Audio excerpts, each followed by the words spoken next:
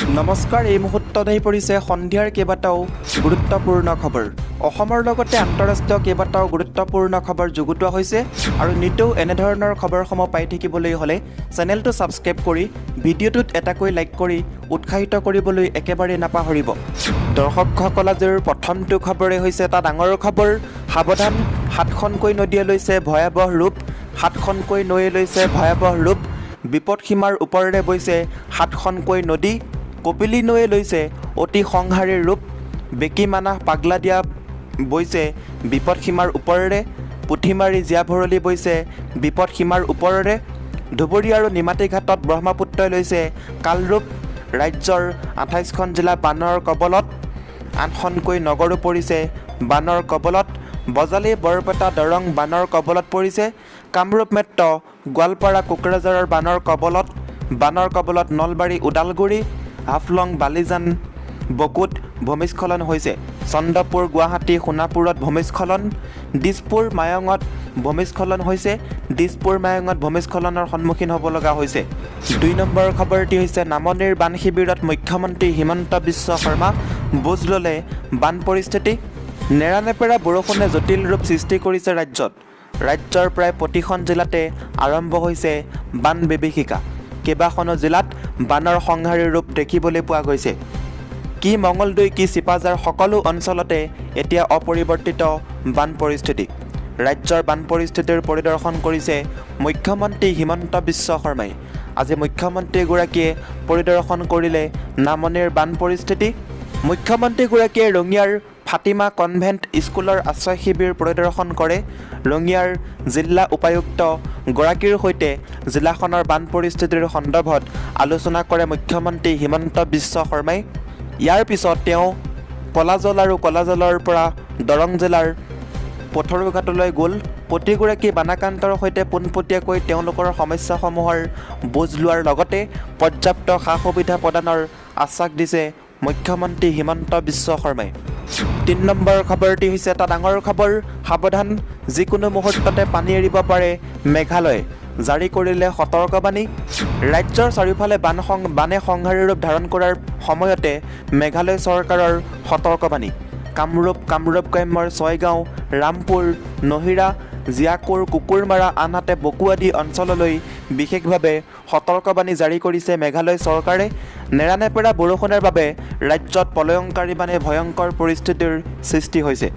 সমগ্ৰ ৰাজ্য এতিয়া বানত বিধ্বস্ত হৈ পৰিছে আৰু সেই সময়তে মেঘালয় চৰকাৰে এই বিশেষ সতৰ্কবাণী জাৰি কৰিছে। মেঘালয়ৰ বানপানীত অৱস্থিত উয়াম লেকৰ পানীৰ জলস্তৰ বৃদ্ধি পোৱাত মেঘালয় চৰকাৰে পানী এৰিবলৈ বাধ্য হ'ব বুলি জাননী প্ৰেৰণ কৰিছে। সেয়েহে সকলো ৰাইজক আগতীয়াকৈ সতৰ্ক কৰি দিছে মেঘালয় চৰকাৰে। 4 নম্বৰ খবৰটি হৈছে ভাইৰেল ভিডিঅ'। বোকাত পোত যোৱা চেণ্ডেল তুলি দি সহায়ৰ চেষ্টা মুখ্যমন্ত্ৰী হিমন্ত বিশ্ব শৰ্মাৰ। মুহূৰ্ততে ভাইৰেল হৈ পৰিছে এটা ভিডিঅ'। বোকাত পোত যোৱা চেণ্ডেল তুলি দিবলৈ চেষ্টা কৰে মুখ্যমন্ত্ৰী হিমন্ত বিশ্ব শৰ্মাই। লগে লগে ভাইৰেলে হৈ পৰে সেই ভিডিঅ'। আজি চিপাঝাৰৰ বান পৰিস্থিতি পৰিদৰ্শন কৰিবলৈ গৈছিল মুখ্যমন্ত্ৰী। সেই বোকাৰ মাজতেই কাৰোবাৰ চেণ্ডেল পোত গৈ থকা দেখিবলৈ পায় মুখ্যমন্ত্ৰীগৰাকীয়ে। লগে লগে সেই বোকাৰ পৰা চেণ্ডেল তুলিবলৈ ধৰে মুখ্যমন্ত্ৰীয়ে। অৱশ্যে লগতে থকা দেহৰক্ষীয়ে লগে লগে তুলি দিয়ে চেণ্ডেল পাত। অন্য লোকেও বাধা দিয়ে মুখ্যমন্ত্ৰীক আৰু মুখ্যমন্ত্ৰী হিমন্ত বিশ্ব শৰ্মাৰ হাতত লগা বোকাও মচি দিয়ে। ইয়াৰ লগতে দৰ্শকসকল, 5 নম্বৰ খবৰটি হৈছে ভয়াৱহ বান পৰিস্থিতি।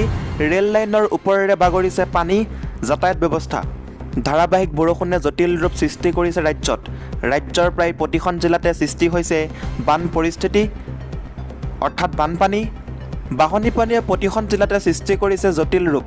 হোজাইতো অধিক ভয়াৱহ হৈ পৰিছে বান পৰিস্থিতি। যোগীজান যমুনামুখ সংযোগী ৰেলপথৰ ওপৰেৰে বাগৰিছে পানী। যিকোনো মুহূৰ্ততে উটুৱাই লৈ যাব পাৰে হোজাই যমুনামুখ সংযোগী ৰেলপথ। চৰকাৰ তথা জিলা প্ৰশাসনৰ ফালৰ পৰা কোনো ধৰণৰ সহায় সহযোগিতা নোপোৱাৰ অভিযোগ স্থানীয় লোকৰ। ইয়াৰ লগতে দৰ্শকসকল, 6 নম্বৰ খবৰটি হৈছে হিমন্ত বিশ্বৰ সন্ধান লাগে। গুৱাহাটীৰ বান সমস্যাৰ মূল জগৰীয়া হিমন্ত বিশ্ব শৰ্মা। অখিল গগৈৰ মন্তব্য, হিমন্ত বিশ্ব শৰ্মাৰ সন্ধান লাগে। বানপানীৰ সময়ত হিমন্ত বিশ্ব শৰ্মা ক'ত পলালে? গুৱাহাটীৰ আজিৰ বাবে সমস্যাৰ বাবে মূল জগৰীয়া হিমন্ত বিশ্ব শৰ্মা। এই মন্তব্য শিৱসাগৰ সমষ্টিৰ বিধায়ক তথা অখিল গগৈ। শনিবাৰে মহানগৰীৰ হাতীগাঁও সিজুবাৰীৰ বানাক্ৰান্ত অঞ্চল পৰিদৰ্শন কৰে অখিল গগৈ সহ ৰাইজৰ দলৰ প্ৰতিনিধিয়ে। পৰিদৰ্শন কৰি সাংবাদিকৰ আগত অখিলে কয়, গুৱাহাটী উন্নয়নৰ দায়িত্বত থাকি গুৱাহাটী বৰবাদ কৰিলে হিমন্ত বিশ্ব শৰ্মাই। শিক্ষামন্ত্ৰী স্বাস্থ্যমন্ত্ৰী হিচাপেও ব্যৰ্থ হিমন্ত বিশ্ব শৰ্মা। গুৱাহাটীৰ বান সমস্যাৰ বাবে মূল জগৰীয়া হিমন্ত বিশ্ব শৰ্মা। লগতে কয়, বানপানীৰ সময়ত হিমন্ত বিশ্ব শৰ্মা ক'ত পলাল? এৰোপ্লেনৰ লগত চেলফি উঠা মন্ত্ৰী হিমন্ত বিশ্ব শৰ্মাৰ বাহিৰে পৃথিৱীত আন কোনো নাই। আজিৰ মুখ্যমন্ত্ৰী এসময়ত হেনো ছুপাৰ মন্ত্ৰী আছিল, অথচ গুৱাহাটী বচাব নোৱাৰিলে বুলি অখিল গগৈয়ে সমালোচনা কৰা দেখা গৈছে মুখ্যমন্ত্ৰী হিমন্ত বিশ্ব শৰ্মাক। 7 নম্বৰ খবৰটি হৈছে বোকাখাত আৰক্ষীৰ অভিযানত জব্দ 3খন বাহনসহ 27টা গৰু। ৰাজ্যত অব্যাহত আছে গৰুৰ চোৰাং বেহা। শনিবাৰে 3খনকৈ গৰু ভৰ্তি বাহন জব্দ কৰে বোকাখাত আৰক্ষীয়ে। নিত্য নতুন কৌশলেৰে ৰাজ্যত অব্যাহত আছে গৰুৰ চোৰাং ব্যৱসায়। সোমবাৰে 3খনকৈ গৰু ভৰ্তি বাহন জব্দ কৰে বোকাখাত আৰক্ষীয়ে। লগতে আটক কৰে 7জন চোৰাং ব্যৱসায়ীক। জব্দ কৰে 3খন বাহনসহ 27টাকৈ গৰু।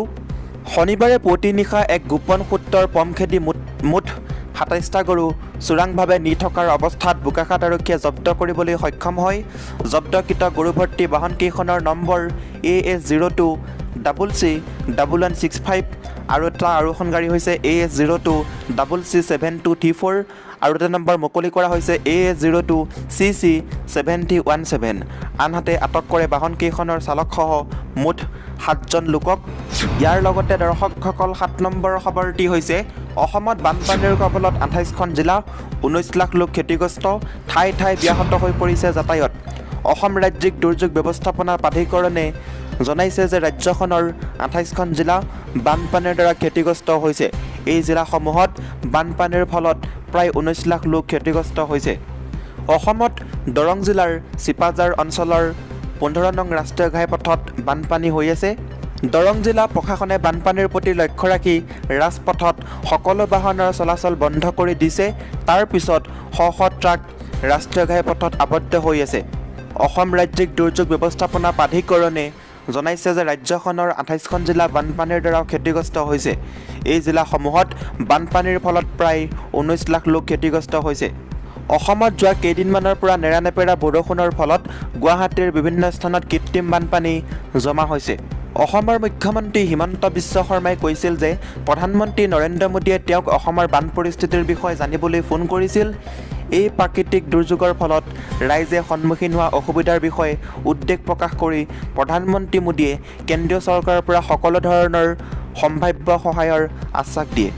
ইয়াৰ লগতে দৰ্শকসকল 9 নম্বৰ খবৰটি হৈছে দেশত নিষিদ্ধ হ'ব প্লাষ্টিক, ব্যৱহাৰ কৰিলে ভৰিব লাগিব জৰিমনা। চৰকাৰে দেশত একক ব্যৱহাৰৰ প্লাষ্টিকৰ বিৰুদ্ধে এক পৰিকল্পনা প্ৰস্তুত কৰিছে। কেন্দ্ৰীয় প্ৰদূষণ নিয়ন্ত্ৰণ বৰ্ডে চমুকে CPCB একক ব্যৱহাৰৰ প্লাষ্টিক নিষিদ্ধ কৰাৰ বাবে এক কঠোৰ নিয়ম প্ৰস্তুত কৰিছে। কেন্দ্ৰীয় প্ৰদূষণ নিয়ন্ত্ৰণ বৰ্ডে স্পষ্টকৈ কৈছে যে 1 জুলাইৰ পৰা নিষিদ্ধ হ'ব একক ব্যৱহাৰৰ প্লাষ্টিক। যদি কোনোবাই একক ব্যৱহাৰৰ প্লাষ্টিক বিক্ৰী বা ব্যৱহাৰ কৰে তেনেহ'লে তেওঁলোকৰ বিৰুদ্ধে কঠোৰ ব্যৱস্থা লোৱা হ'ব। কেন্দ্ৰীয় প্ৰদূষণ নিয়ন্ত্ৰণ বৰ্ডে একক ব্যৱহাৰৰ প্লাষ্টিকৰ এখন তালিকাও প্ৰকাশ কৰিছে। এই তালিকাখনত আছে বেলুনৰ প্লাষ্টিকৰ লাঠি, প্লাষ্টিকৰ পতাকা, candy stick, ice cream stick, thermocol, plastic plate, প্লাষ্টিকৰ কাপ, প্লাষ্টিক পেকিং, আনুষংগিক সামগ্ৰী, প্লাষ্টিকৰ দ্বাৰা নিৰ্মিত নিমন্ত্ৰণী কাৰ্ড, চিগাৰেটৰ পেকেট, প্লাষ্টিক আৰু PVC বেনাৰ। কেন্দ্ৰীয় প্ৰদূষণ নিয়ন্ত্ৰণ বৰ্ডৰ দ্বাৰা প্ৰদান কৰা এক নিৰ্দেশত কোৱা হৈছে যে যদি কোনো দোকানত একক ব্যৱহাৰৰ প্লাষ্টিক ব্যৱহাৰ কৰা হয় তেনেহ'লে দোকানখনৰ অনুজ্ঞাপত্ৰ বাতিল কৰা হ'ব। এই সকলোবোৰ সামগ্ৰীৰ বিকল্পৰ বাবে ইতিমধ্যে 200টা কোম্পানীয়ে সামগ্ৰী প্ৰস্তুত কৰি আছে। ইয়াৰ লগতে দৰ্শকসকল 10 নম্বৰ খবৰটি হৈছে অঘটন, ঘৰৰ চোতালত খেলি থাকোঁতেই বানৰ পানীত ডুবি মৃত্যু হৈছে 2 বছৰীয়া। দক্ষিণ বৰপেটাৰ চেঙাৰ কাছমাৰাৰ খোলাবন্ধাত এই অঘটন সংঘটিত হৈছে। বানপানীত ডুবি শিশুৰ সলিল সমাধি। ঘৰৰ কাষতে খেলি থাকোঁতেই বাঢ়নী পানীত ডুবি মৃত্যু ঘটে 2 বছৰীয়া শিশুটিৰ। পৰিয়ালৰ লোকে ততাতৈয়াকৈ চিকিৎসাৰ বাবে নগৰবেৰা খণ্ড প্ৰাথমিক স্বাস্থ্য কেন্দ্ৰলৈ লৈ যায় যদিও চিকিৎসকে মৃত ঘোষণা কৰে শিশুটিক। জানিব পৰা মতে মৃত শিশুটিৰ কাছুমাৰা আৰক্ষী থানাৰ অন্তৰ্গত খোলাবান্ধা গাঁৱৰ মহিদুল ইছলামৰ পুত্ৰ চাহিল আহমেদ বুলি জানিব পৰা গৈছে। অৱশেষত নগৰবেৰা চিকিৎসালয়ৰ পৰা শিশুটিৰ মৃতদেহ কোলাত লৈ শোকাকুল পৰিৱেশত ঘৰ অভিমুখে উভতি যায় পৰিয়ালৰ লোক।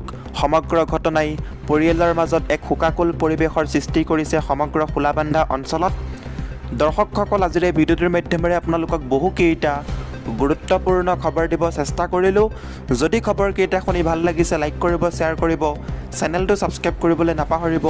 এনেকুৱা ধৰণৰ গুৰুত্বপূৰ্ণ খবৰ